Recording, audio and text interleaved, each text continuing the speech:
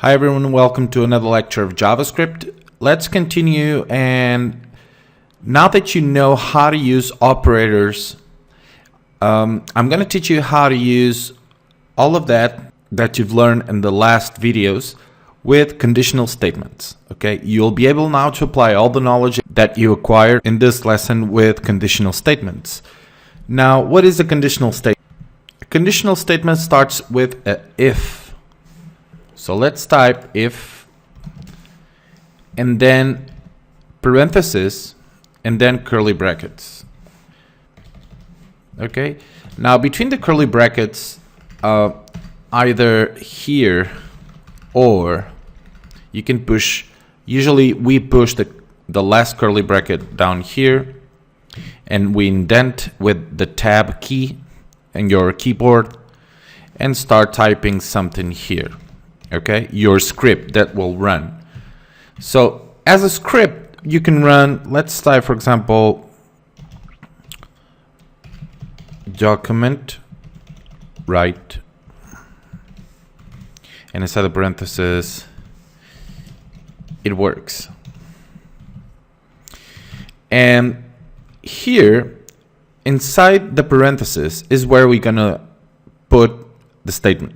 Okay, so you've learned in the last videos how to use statements and operators. So remember that you can use, for example, the equal or the plus mathematical operators, or the comparison operators. So let's use, for example, the equal to. So if 2 equals 2, run the script here. Okay, so if we run this, you're gonna get it works. Okay, so the script runs if the comparison inside here is true. If it's false, it will not do anything. So the comparison 2 equals 3 is false, so this will not run anything at all, as you can see. Okay, now as an alternative to not be able to run the script because the condition is false, we can type here else, and then curly brackets again, and here we can type, for example, document write, and here let's say it doesn't work. Now what happens is that 2 is not equal to 3, so it will not run this, but it will run the else script. Okay, if it doesn't run the first script, it will run the else script. Now, if we type here, it doesn't work. Okay, so I forgot to put here.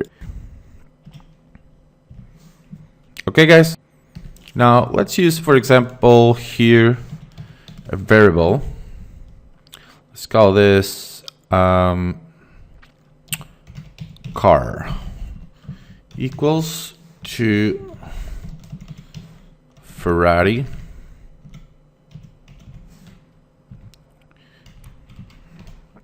Now, what we can say is if car is not equal to Ferrari, document write, it's not a Ferrari. And here we can type it's Ferrari. Okay, so what happens is the comparison says if the car is not a Ferrari, or if the variable car is not Ferrari, which it is, it will run this, else it would run this. So what do you think it will happen? So obviously it will run the script else, because we're saying car, if car is not equal to Ferrari, run this. So this will not run because car, it is equal to Ferrari, as you can see here. Okay, so let's try this. And there it is. It's a Ferrari. Okay. There's also something that is very common to use, which is equal to nothing. So if car is not equal to no string, you can type here it's a string with some values or with some characters. In here it's a string with no characters. Let's save this. So it has some characters. It has, the string has Ferrari. Okay, so we're saying if car is not equal to nothing or no characters, do this. Otherwise, do this. So it will probably run, or it will run this here. Okay, let's see. It's a string with some characters. And what about if we don't type nothing here? We open this. It's a string with no characters. Okay, so play a little bit with this. It's very, very easy to understand how this works after you practice a while. So see you guys in the next lecture. Bye.